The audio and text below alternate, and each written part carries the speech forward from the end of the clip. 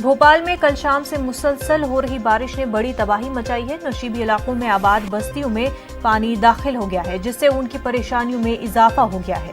महकमा मौसमियात ने बारिश को लेकर पहले ही अलर्ट जारी किया था, उसके बावजूद इंतजामिया की जानिब से इंतजामात नहीं किए गए। बारिश ज्यादा होने और अवामी शिकायत के बाद भोपाल कलेक्टर अविनाश लावनिया और भोपाल डीआईजी अरशद वली ने निचली बस्तियों का जायजा लेते हुए पानी निकलवाने का इंतजाम करने की हिदायत दी है।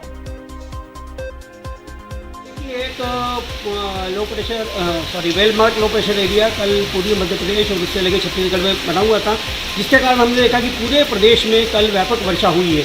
आंकड़ों की हम बात करें तो पाली उमरिया में 115 मिलीमीटर, लांजी बालाघाट में 105 millimetre, Narsinghpur 105 millimetre, Gadarwara 99 millimetre, Mandla 89 millimetre, Itarsi 144 millimetre, Betul में घोड़ा डोंगरी 115 मिलीमीटर और झाबुआ बबई जिसमें 83 मिलीमीटर वर्षा हुई। भोपाल की हम बात करें तो भोपाल सिटी में कल 80.4 मिलीमीटर वर्षा रिकॉर्ड की गई। बैरागढ़ ऑब्जर्वेटरी में 51.2 मिलीमीटर बारिश रिकॉर्ड की गई।